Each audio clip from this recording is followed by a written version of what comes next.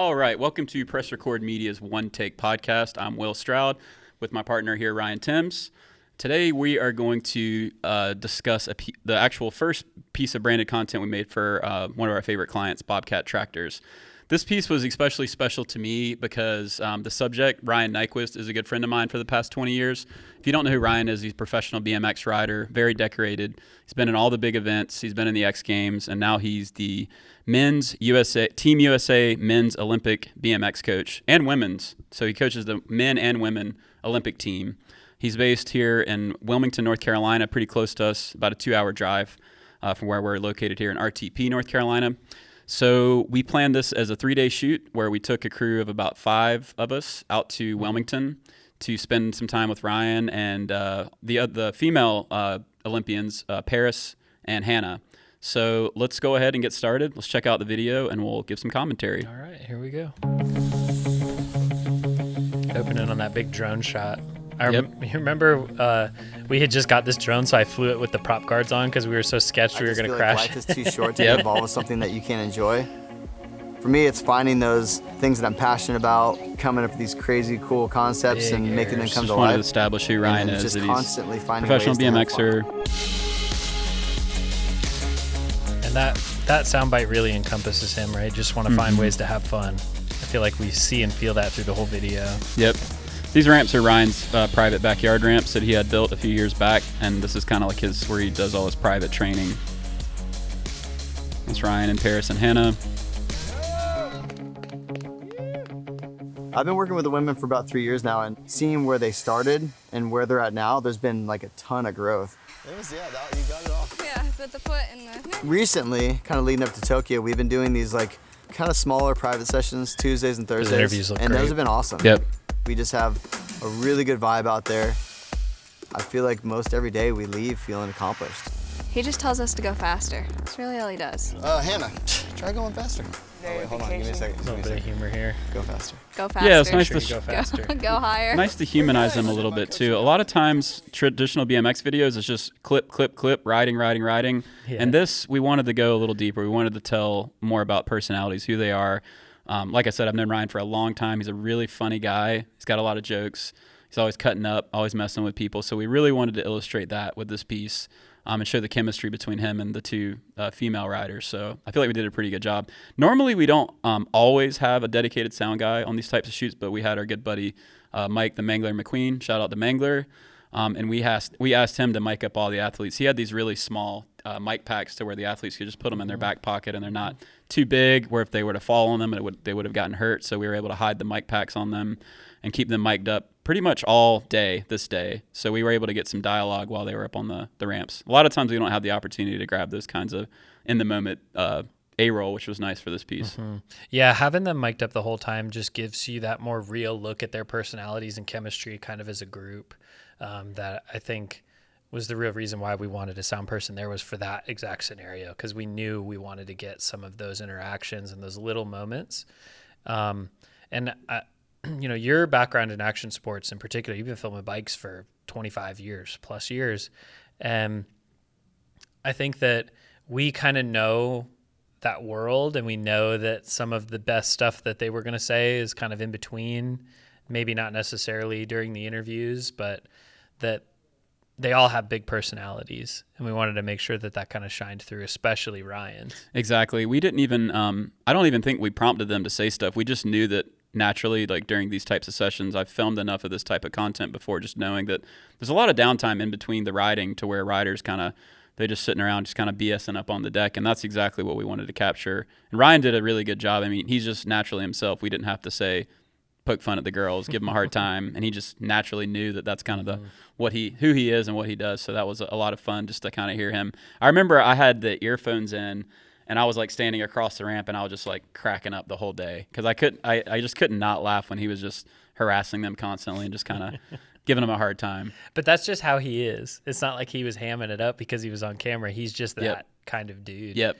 Do you remember if when we shot the interview and he said, I just tell him to go, or Paris says he just tells us to go faster.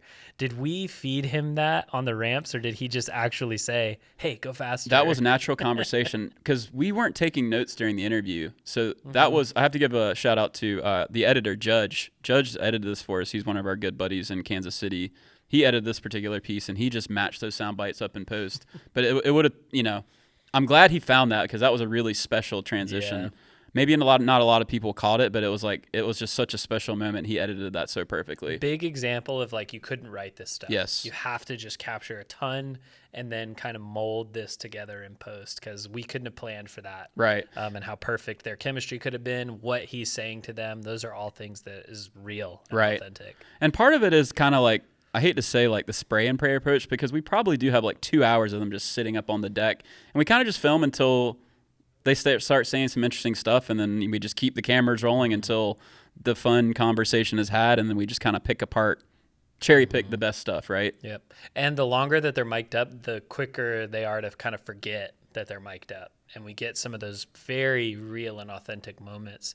In this case, they're lighthearted and fun. And in some cases, it can be more serious. But I think that this is a great example throughout this whole video of that kind of on-the-street sort of approach that like additional budget for crew allows us to have a lot more of that stuff and not have to rely as heavily on just the interview to tell that narrative. And you'll see as we go throughout the piece, some more examples of that where they're in the field and the bandwidth of just, 2 or 3 camera people, how much that's extended by having a sound operator. Yeah, it's true. And we really did rely on like in the field audio a lot more heavy for this particular piece versus like the normal piece we edit is probably 80% sit down interview and then 20% in the field. This is probably like more like 50-50 or maybe even weighted heavier for like in the field stuff, especially the second half. Yeah. Yep. No, but he's very understanding. As a coach, he knows when to be serious. Obviously, contest time or how to get you out of your funk and how to talk you through things. But just having a normal session, he also knows how to be fun and how to make stuff things with me on my interesting. skates on the ramps. Yep. It's such both of them, a dominant force in BMX freestyle that it's like, makes me proud coach moment, just. What's up, I'm Ryan Nyquist, professional BMX rider, and I'm super stoked to be partnered with Bobcat and their one tough team. So there's his intro. So about a little over 2 minutes into the piece before we've really even talked about Bobcat, Partner right? Bobcat was and like his a Bobcat dream come impression. true. You remember we asked him, we said, give us your best Bobcat impression. And he did the roar and the client was like, That was so fun. So yeah, exactly 2 minutes in and we're starting to work in the brand. Yep. We've shown a lot of his personality, of the other riders' personalities, how their chemistry together. We've gotten to know them. We've established them as characters, and we kind of know what they're about. And now we kind of work in how the brand's values align with that and why this is such a good fit. Right. Strive to have partnerships like that because organically it just works. Hey, man. Hey, Ryan. What's up, Mike? Mike with Bobcat Wilmington. Yes, sir. Mike Having with good tools to Bobcat. help us reach that next level is so important. So when you get a partnership like that where it's like both sides benefit, that's the dream. Please tell me this is the machine that I'm going to be driving? This is the one. Yes, sir. This chemistry between Mike and Ryan wasn't planned. We knew that we were going to meet a local Bobcat dealer and they were going to introduce or give Ryan this piece of equipment. We couldn't have asked for a better candidate. This guy Mike, you'll see a little bit further in the piece that he's a good old boy and he's extremely dry. So dry. And he doesn't know exactly how to take Ryan's sense of humor. So we really tried to like play off that in the piece. We really wanted to, Ryan would look at me, he's like, am I pushing this too far? I'm like, no, dude, be you. We'll film everything and we'll figure it out in post. Yep. Ryan was just really worried he was being a little too OD on this one, but he's such an entertainer, and Mike, like you said, is so dry that it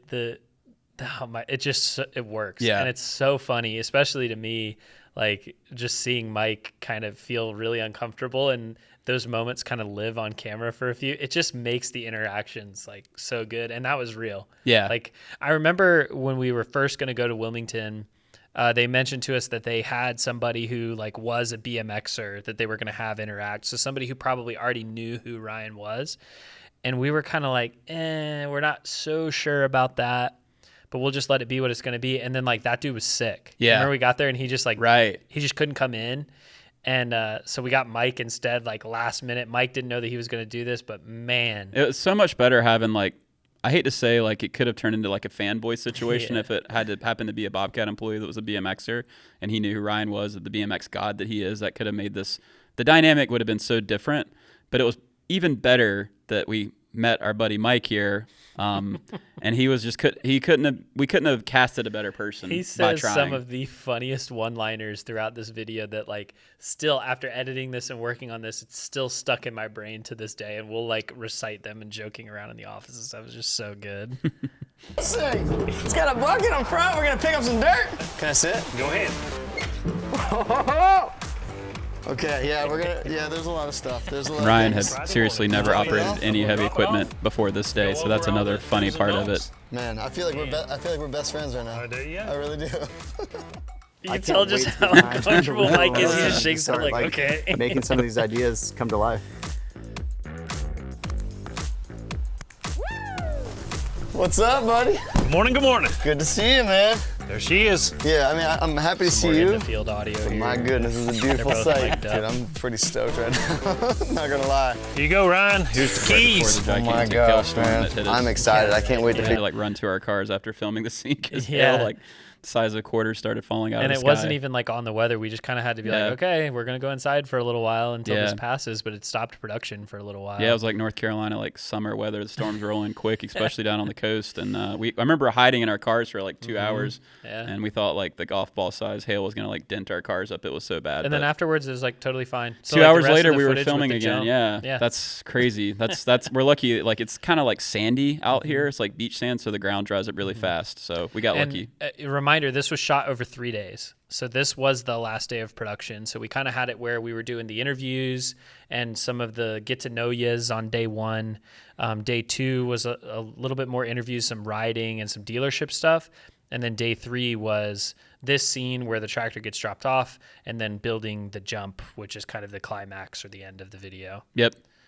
Figure out exactly how this thing works, how to take care of it properly, and just everything that I need to know to like drive this Bobcat around and have the best time ever. I literally, the first thing I did was looked around and it's like, what could I pick up? The zoom lens here is Today so the reality day. TV, We're but gonna it build this works Yep. jump. with We're this gonna kind mess of setup around and in how the much yard, of an maybe pile entertainer a little Ryan bit on the is. berms. We're just gonna make the yard. I want to start using the Zoom rideable. again. We kind of go through phases where it Yeah. sits on the shelf for 6 months, and then for whatever reason we decide to bring on a shoot. What I Forget look how so much good I and like works it. with Yeah. this. There's, Yeah. You can see there's already More like in the kinda field like some audio mounds here. of dirt. So we're gonna use this to pile up some dirt that we can jump on a dirt bike. Right. And I'm gonna need you on the back of the dirt bike when I get finished, and you and I are gonna go tandem. Okay. Okay. We'll see. We'll cross that bridge when we get there. Yeah. Okay. All right. That's fair. That's fair. All We'll right. see. Let's go. So this sequence was something from Bobcat Safety. I'll pause here for a second. Like, this is a good example of something that they were very particular on. The seatbelt had to go on, then it had to be fired up. We couldn't show the machine with a certain bucket height while it wasn't moving. There's a lot of little intricate rules from the safety department because the client doesn't want to promote activities that are unsafe, right? And by nature of the personality of Ryan Nyquist, like he's doing stuff that's unsafe. Right. So they were very sensitive to that in this. A little editor's secret from the earlier sequence where the tractor got dropped off. Those cuts are cut very quickly and intentionally because when they pulled up in the thing, I don't know if you remember this, they started taking it off and undid like one of the chains, and we said, wait, and then we got a bunch of shots, but later we had to like crop in on all of that stuff. So some of those shots are like punched way into just his face, or we tried to creatively edit around because the safety team saw that the chain wasn't on the right way and they didn't want it in the video. Yeah, this was our first like crash course with like safety lessons on like the do's and don'ts of what you can and can't do with heavy equipment. So unfortunately there were a few shots and sequences that had to be like edited down a little tighter than the original sequence we had, only because we were learning some of these safety regulations but none of that we it didn't know was before. to the detriment of the piece, and we didn't lose any of the heart of the content. It was really just like the specifics, like, oh, we don't want to be able to see this chain, we can't see this, we can't see that, that we just had to be creative about and cut around. But thankfully we have so much footage from a shoot like this, 3 days, this many, it was probably like 3 or 4 cameras up at all times, sound op. There's so many options and places for us to go where if we were a little thinner on the crew or stripped down in our approach to shooting it, or we had planned it and wrote it and just made a mistake, Right. we wouldn't have had additional footage to cut to cover up. I'd be curious to know like what our shooting ratio is, because we did come back with a ton of footage. It was probably like at least 2 to 3 terabytes of footage because we had so many cameras. We recorded for 3 days, long interviews. So this one was probably a lot more post intensive than some of the videos we do. We've kind of like, this was about 2 years ago. It's the first time we did a Bobcat shoot, and we were learning the regulation or the safety stuff. Now we know all that stuff a lot better, and we've kind of like streamlined the way we shoot and produce these stories now from the production and the post-production side. So I feel like now we've kind of like I said, streamlined it to where it's more efficient from our crew standpoint. And we kind of like, we don't overshoot as much as we did. For something like this that's so much stuff going on and like multiple layers, we wanted to make sure that we covered all our bases. So we really shot way more than we probably needed to. But again, it allows you to cover up some of those mistakes when you don't know what you're capturing is going to be usable and or not. just better options. Yep. You might not realize that one of our crew members is getting a better angle of a specific thing that we can then make. We have the ability and the flexibility to make those decisions in post. Exactly. Another thing I'll mention here is 4 minutes in and we're finally seeing him moving on a machine. Yep. It took us that long out of a 5.5 minute video to get to that. A good example of, brands taking a chance and letting the story breathe, not feeling forced to over brand it or get the branding in too early. This is the first time that he's riding the machine and he's using the bucket, and we're seeing him troubleshoot it in real time, learn from Mike in real time to build the jumps. Yeah, it's cool too, because like the first 2 minutes of the piece, you feel like you kind of forget you're watching a piece about Bobcat, right? Or a Bobcat sponsored branded piece. So we really wanted to establish who these people are and why they're important before we introduce the brand again. So again, we're lucky that Bobcat understands this type of like weaving the story in or weaving the brand into the story, and not just like in your face marketing where it's just like opening shot tractor, right? Mm-hmm. I'm really grateful that they trust us and let us tell these types of stories the way we think they should be told. And I think visually this is a good representation of how we like to tell stories over like a multi-day shoot. For sure, yeah.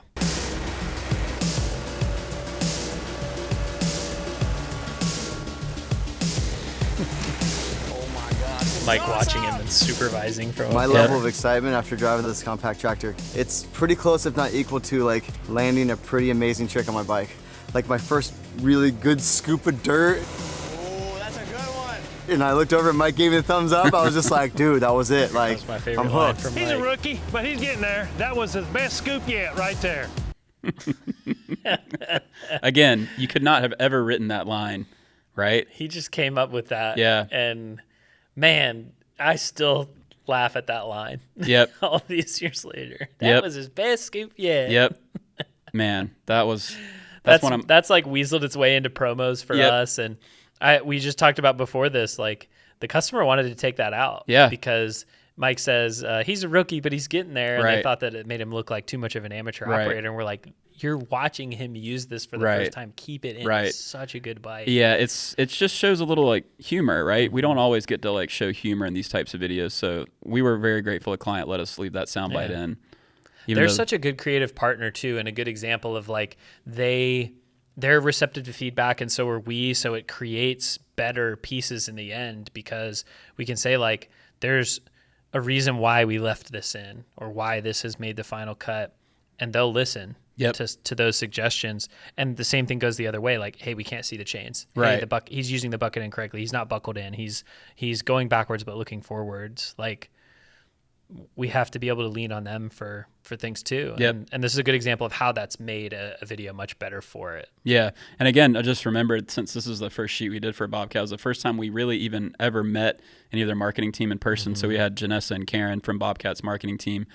Never met any of them when they came down. It was the first taste of press record they got, meeting us and meeting Ryan for the first time. So we kind of threw them right into the fire on shoot number one. But they were entertained the whole time, and they kind of like, they got it. I felt like after they left, they understood a little bit more about this type of culture, the bike world. That Ryan's this decorated athlete, and kind of got to meet Hannah and Paris. So this was really cool to kind of like kick off our relationship with Bobcat as one of our biggest and to watch clients. the light bulb go off for those marketing folks for action sports, this kind of a team, but also us as an organization and like what we're trying to do as Press Rec. So. Yep. It's crazy This shot how much time we save. through the dirt. You know, I was so with the pumped when I moving got of the that. dirt, the Yep. packing into the dirt, the Using the smoothing around, like 120p. everything We don't did always was use just, the like, 120p multiplied for probably by, every like, story, 50 but times this speed. was a So, really like, I feel like a kid good- in the sandbox operating like a good little usage toy for one, the slow-mo except with it's the like dirt. Heavy a slow-mo big in this one piece. and A lot of like compact size 70 to that can 200 pick up way tons back. of dirt and move it 120p around. stuff, It's especially in pretty this crazy not last to enjoy this. section here.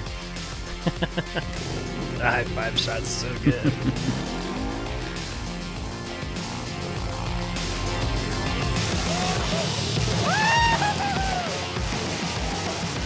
Ryan is like a kid, isn't he? He just loves every second of this. How old is he? Ryan's like a year older than me, so he would be, I think he just turned 43. Yep. Still doing dumb stuff like Mhm. this. So great. That Yeah, whole man. last sequence too, like there's no audio no interview audio Right, for like a chunk of that last Right. little bit until we go to that end slate. right. Where we let that moment breathe. Like Yep. the viewer gets to feel that climax. They get the excitement out of Ryan. You see it on his face. You can see it in his tricks. Yep. And it kind of just puts a bow on everything, right? Yep. Like, again, we've sort of crafted this so that it comes full circle. We've established who he is and what he loves. And what he says early on in the piece is, I'm just looking for ways to have fun. Yep, And then we integrate the brand, and then we get back to him having fun, yep. using the brand to enable him to Yep. have that much fun. Yeah, exactly. And I think this was really fun because they were, at the time of recording this, they were like really serious, like head down training for the Olympics. And we were like, let's do this fun video shoot. Like, of course we need to film some riding, we need to film some interviews, but let's like make this fun for you guys. And I think we did a pretty good job. They were all like laughs and smiles the whole time. Ryan was goofing off on the dirt bike. We were all taking turns ripping the dirt bike around. So this was like a really fun shoot. And again, a fun way to kick off like a new client relationship.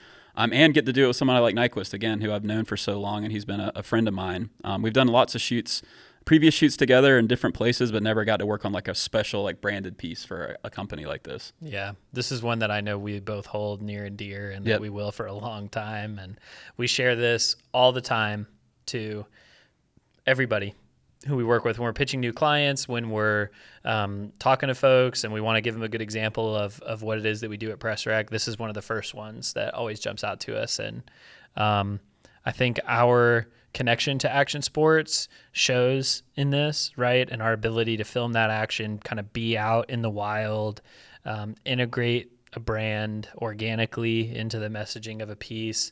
This video has it all. Yeah, and it was really fun to make. So shout out to Ryan Nyquist for being awesome and hosting us in your backyard, letting us make this piece about you. Shout out to Hannah and Paris too for having cameos in this video, and shout out to Bobcat for allowing us to tell the story. This was a lot of fun to make. Absolutely. Cut that out. That this is an isolated incident.